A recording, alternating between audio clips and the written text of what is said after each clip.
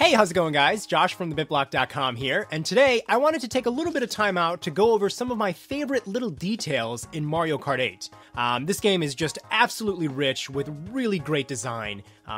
There's so much to talk about, and I mentioned this in the review, that I wanted to do this extra little bonus video to just very randomly point out things that I thought were extra special to look at. So, let's check them out. So first up, just this little extra detail I noticed here in Water Park, the Nokis that cheer you on from the sidelines have an updated design from Super Mario Sunshine. Now, this time they are a little bit more chubby in the face, and they have a fish-like mouth. Their shells have a faceted look to them as well, which really gives off kind of an authentic shell design. I love the Nokis, so these little updates were kind of interesting to me. They look more fishy and a little bit fatter. And speaking of Water Park, this course has some very clever little designs that you may not even notice while you're speeding by. There's a structural study for the Mecha Cheep Cheep that is found in the park.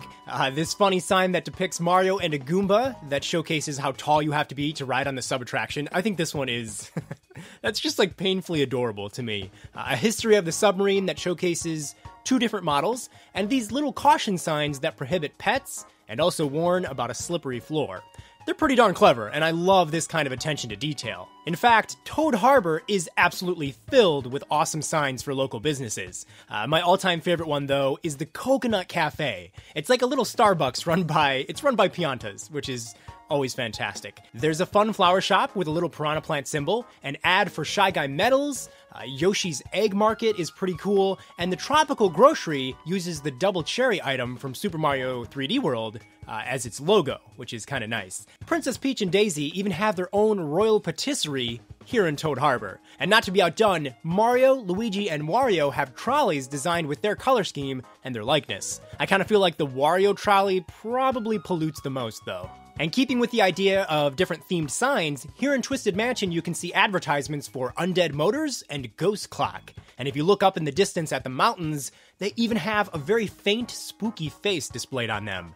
It's pretty darn creepy. Another great extra effect are the boos that pop up from these giant armored statues just to taunt you. Sunshine Airport is one of my favorite courses, so naturally I love to take in all of the sights all around you. So here in the distance you can see the hills are in the shape of a Koopa Troopa herd, and I kind of wonder if maybe this is where the classic N64 stage would take place. Now, because it's an airport, you'll see a lot of cool planes taking off and landing. This one in particular is very cool because it's got loads of details. It even has a Mario mustache on its front. And the crates that go by the baggage claim have neat little stickers on them. There's a fragile, this side up, keep dry, and a warning about flammable goods inside. It's just a bunch of little tiny extra details. And speaking of stickers, I love this woman Pianta's luggage. She's clearly quite the traveler. She's been to Toad Harbor, Cheep Cheep Beach, she's taken a spin on the Waluigi Seabed attraction in Water Park, and she's visited the Wild Yoshi Sanctuary. I also love how the departure times for various tracks in the game are up on these monitors.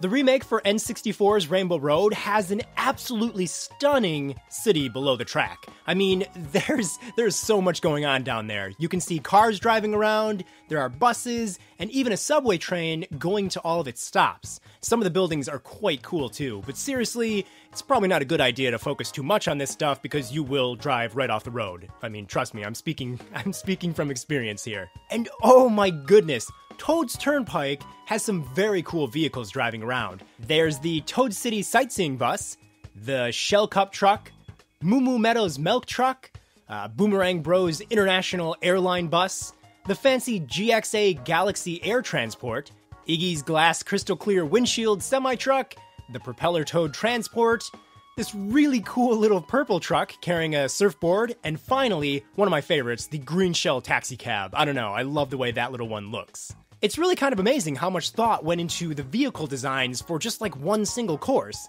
I also love all the billboard ads up in the distance of the city. There's some pretty cool ones up there. There are some great signboards in Mario Circuit for the GBA as well. I like the added touch of the barrels of mushroom motor oil on the sidelines. There's even a chalkboard off in the grass here that displays various Mario Kart team names. And one of my favorite tracks, Cheap Cheap Beach, which is returning from the DS, has some absolutely beautiful visuals and loads of tropical details. There are some piantas relaxing on private islands off in the distance, and loads of little fishies swimming around under the water. I also love the little umbrellas and the chair and the tropical drink that all the piantas are all enjoying on the sidelines. The starting line is even designed to look like a volleyball net, which I think is great. In fact, a lot of the starting lines in this game are pretty darn clever.